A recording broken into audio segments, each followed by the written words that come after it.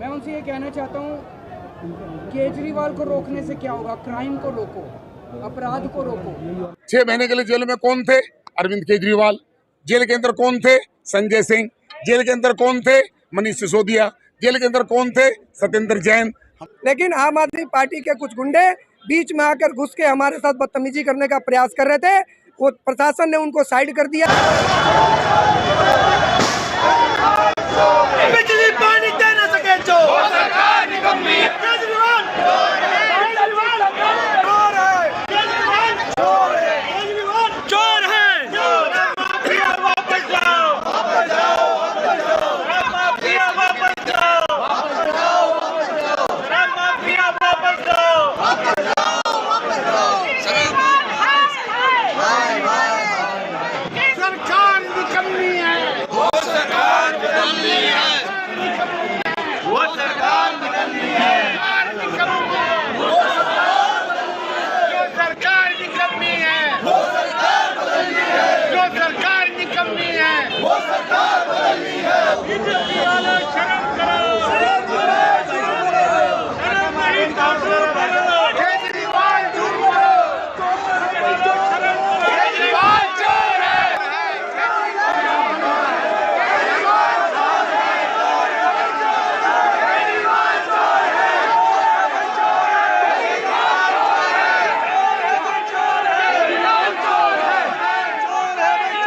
हम कोई प्रदर्शन नहीं कर रहे। केजरीवाल साहब यहाँ पर एक दुकानदार को थाने से मतलब कि जेल से थ्रेट मिली। क्या थ्रेट मिली है तो दुकानदार बताएंगे। केजरीवाल साहब कह रहे हैं कि दिल्ली के अंदर लॉ एंड ऑर्डर की स्थिति खराब है। मैं उनसे पूछने आया हूँ लॉ एंड ऑर्डर क्या होता है? आपको लॉ एंड ऑर्डर की परिभाषा है क्या? लॉ एंड ऑर्डर होता है शराब माफिया जो शराब बेचते हैं, शराब बिकवाते हैं, वो भी लॉ एंड ऑर्डर में आता है। 6 महीने मैं तो अंदर नहीं गया जेल के अंदर। 6 महीने के लिए जेल में कौन थे? अरविंद केजरीवाल। जेल के अंदर कौन थे? संजय सिंह। जेल के अंदर कौन थे? मनीष सिसोदिया। जेल के अंदर कौन थे? सत्येंद्र जैन। हम तो जेल में नहीं थे। ये सारे के सारे करप्ट लोग, अनार्किस्ट लोग जो दिल्ली को बदनाम करना चाहते हैं। 10 साल से दिल्ली को बेहाल कर दिया। आज उनकी भावनाओं को कुरेदने के लिए, जिससे सबको पता चल जाए कि किसको धमकी मिली है, जिससे और गुंडे सक्रिय हो जाएं। उनको लगेगा कि एक जेल से टेलीफोन, जेल के अंदर टेलीफोन कैसे जाता है, ये मैं अरविंद केजरीवाल से पूछता हूं, क्योंकि जेल दिल्ली सरकार के अधीन है। आपने अभी तक इसकी जांच कराई क्या? आपने किसी को, अधिकारी को सस्पेंड किया क्या? यहाँ आने से पहले मैडम आतिशी को सस्पेंड करना चाहिए था जेल अधिकारियों का। वहाँ फोन कैसे आते हैं? फोन जाते हैं केजरीवाल सरकार के गुंडागर्दी के द्वारा। थ्रेट वो दिलवाते हैं और कोई अगर गोली चला जाए पुलिस कार्रवाई करती है। पुलिस जो है, कोई पुलिस इस प्रकार की नहीं है कि पुलिस कार्रवाई नहीं करेगी। अभी आपकी क्या मांग है? हमारी मांग इतनी सी है, मेरी इतनी मांग है, मेरे पार्लियामेंट क्षेत्र में आप 2 जगह आना चाहते हो, आप आइए। आप दिल्ली के पूर्व मुख्यमंत्री रहे हैं, लेकिन आप यहाँ पर जख्मों को हरा करने के लिए नहीं आए, जख्मों को कुरेदने के लिए आ रहे हैं। आप मेरे साथ चलिए किराड़ी के अंदर, मेरे साथ चलिए जैन नगर में। परसों 3 साल की एक बच्ची को पानी में गिरने से, वाटर लॉगिंग से उसकी मृत्यु हो गई। क्या केजरीवाल साहब के पास जवाब है? क्या वहां के एमएलए लाखड़ा साहब के पास जवाब है? वाटर लॉगिंग दिल्ली सरकार की जिम्मेदारी है। ये पूरा का पूरा रोहतक रोड जिस हालत के अंदर है, एलजी साहब जिस प्रकार से आए थे, आज वहां पर गड्ढे और सड़क का पता नहीं है। 183 करोड़ रुपए के लाखड़ा साहब एमएलए बॉन्ड लगा रखे हैं। मैं उनको कहना चाहता हूँ लाखड़ा साहब आ जाएं। और अभी तक तो एस्टिमेट बने हैं, टेंडर भी नहीं लगा है। क्या कदम होने वाला जब केजरीवाल जी यहाँ पे आएंगे? केजरीवाल जी आएंगे, मेरे सारे कार्यकर्ता बिल्कुल शांत होंगे। केवल एक भी व्यक्ति उनकी गाड़ी के आगे नहीं आएगा। केवल योगेंद्र चंदोलिया पार्लियामेंट के मेंबर होने के नाते उनसे बात करूंगा कि आप यहाँ पर आए हैं, मैं आपके साथ चलता हूँ। अगर आप मुझे साथ लेकर नहीं जाते, आप अकेले मिल आइए, और लेकिन किराड़ी में मेरे साथ चलिए। किराड़ी में गरीब लोग, दलित लोग, मजदूर लोग, अनुसूचित जाति के लोग, ओबीसी के लोग रहते हैं। उनकी मौत नहीं है। और आज मैं यहाँ पे नांगलोई जाट में, यहाँ के एक व्यापारी हैं रोशन लाल जी, कुछ दिन पहले उनके यहाँ सुबह उन्होंने 8 बजे शटर खोला और बता रहे हैं कि 9:15 बजे 2 लोगों ने आके उनकी दुकान के ऊपर गोलियां चलाई। कौन थे वो लोग, क्या चाहते थे, किसी को नहीं पता। अब उन दोनों लोगों ने जिन्होंने गोलियां चलाई उनको तो पकड़ लिया गया है, लेकिन कोई ऐसे ही आके तो गोली चलाता नहीं है। उन्होंने किस मकसद से गोलियां चलाई, उनके पीछे कौन है, उनके मास्टरमाइंड कौन है, उसके बाद कोई कार्रवाई नहीं। आज मैं इनसे मिलने के लिए आया था, मेरा और कोई मकसद नहीं था। मैं दिल्ली का पहले मुख्यमंत्री था। आम आदमी पार्टी जो कि राष्ट्रीय पार्टी है उसका मैं राष्ट्रीय संयोजक हूँ। जनता के बीच में रहता हूँ, जनता की समस्याओं को उठाना मेरा धर्म है। उस नाते मैं उनसे मिलने के लिए आया था।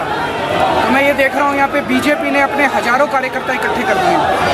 मेरी गाड़ी को रोक लिया गया, उनकी दुकान तक नहीं जाने दिया गया और मेरे को रास्ते में रोक के यहाँ पे उनके सुपुत्र को यहाँ आना पड़ा। रोशन लाल जी से मुझे मिलने तक नहीं दिया गया, उनके सुपुत्र को दुकान से निकल के मुझे यहाँ रास्ते में मिलने के लिए आना पड़ा। इस सब के लिए जिम्मेदार कौन है? अमित शाह जी की ये जिम्मेदारी बनती है कि दिल्ली की कानून व्यवस्था और दिल्ली उनके अंडर में आती है। आज अमित शाह जी ने दिल्ली का ये हाल कर दिया कि आज ये गैंगस्टर कैपिटल और एक्सटॉर्शन कैपिटल बन चुकी है दिल्ली। मैं उनसे ये कहना चाहता हूँ, केजरीवाल को रोकने से क्या होगा? क्राइम को रोको, अपराध को रोको। मेरे को रोकने से क्या होगा? मैं अगर आज मिल लेता तो क्या आफत आ जाती? आप क्या छुपाने की कोशिश कर रहे हो कि केजरीवाल को रोशन लाल जी की दुकान तक नहीं जाने दे रहे? तो मैं चाहता हूं कि कानून व्यवस्था को सुधारा जाए, दिल्ली की कानून व्यवस्था को सुधारा जाए, ताकि आम लोग, महिलाएं, व्यापारी चैन से जिंदगी जी सकें। सर, अभी कुछ देर पहले सांसद जी ने बोला कि दिल्ली सरकार के अधीन आती है आपकी इतिहाद, और ये सारी जो फोन आ रहे हैं वो सारे फ्रॉडी कॉल जो आ रहे हैं वो वहाँ से जो है आपकी पीटीआई नीचे दिल्ली सरकार के द्वारा जो है वो तिहाड़ जेल आपके उनके दिन सांसद जी कुछ देर पहले बोला, और ये कॉल जो आ रहे हैं लॉ एंड ऑर्डर उनके अंडर में, तिहाड़ जेल उसको कंट्रोल नहीं करती, लॉ एंड ऑर्डर कंट्रोल करता है। तो लॉ एंड ऑर्डर कानून व्यवस्था सीधे अमित शाह जी के अंडर में आती है। दिल्ली के लोगों ने मेरे को जिम्मेदारी दी शिक्षा की, मैंने ठीक कर दी। दिल्ली के लोगों ने मेरे को जिम्मेदारी दी स्वास्थ्य की, मैंने ठीक कर दिया अस्पताल। दिल्ली के लोगों ने मेरे को जिम्मेदारी बिजली की, मैंने ठीक कर दी। दिल्ली के लोगों ने उनको जिम्मेदारी दी कानून व्यवस्था की, पुलिस की। आज कानून व्यवस्था इतनी ज़्यादा चरमरा गई है कि लोग अपने घर से बाहर निकलते हुए डर रहे हैं, महिलाएं अपने आप को सुरक्षित महसूस कर रही है, और इतनी फिरौतियाँ आने लग गई हैं इन दिनों में, इतनी फिरौती की कॉल्स। आज मेरे को यहाँ क्यों आना पड़ा? कोई एक आध घटना होती तब तो चलो कोई बात नहीं, हो जाता है, लेकिन आज दिल्ली के अंदर हर दूसरे व्यापारी को फिरौती की कॉल्स आ रही हैं, ये तो ठीक नहीं है। सर, दिल्ली पुलिस के वो मैं उन्होंने केवल 2 जो शूटर थे उनको पकड़ा। उन शूटर्स ने मुझे बताया गया कि कहा है पुलिस को कि हमें ऊपर से कहा गया था, हमें भेजा गया। किसने भेजा? मास्टरमाइंड को तो नहीं पकड़ा गया कैमरे को।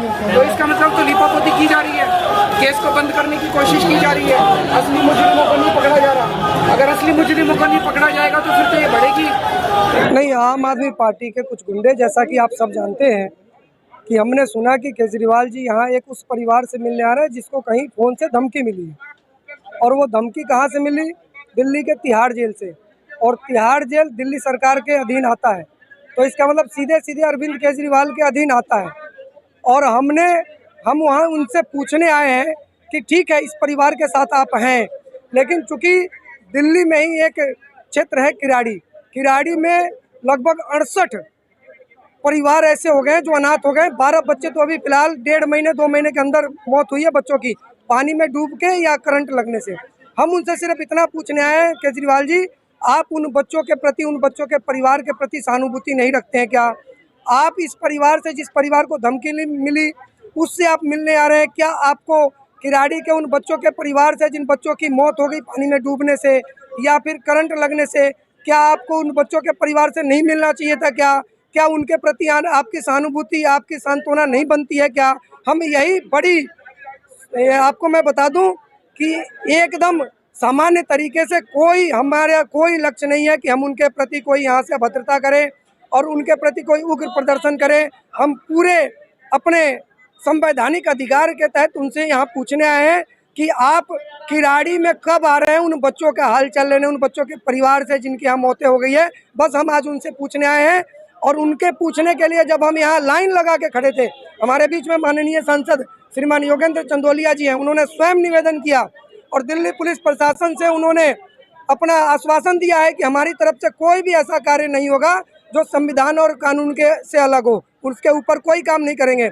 लेकिन आम आदमी पार्टी के कुछ गुंडे बीच में आकर घुस के हमारे साथ बदतमीजी करने का प्रयास कर रहे थे, वो प्रशासन ने उनको साइड कर दिया है। अब हम पुनः, आप देख सकते हैं माननीय सांसद श्रीमान योगेंद्र चंदोलिया जी के नेतृत्व में हम बिल्कुल रोड पर आदरणीय जो हमारे पूर्व मुख्यमंत्री जी हैं उनकी गाड़ी को हम टच नहीं करेंगे, उनको जहां जाना है वहां जाए।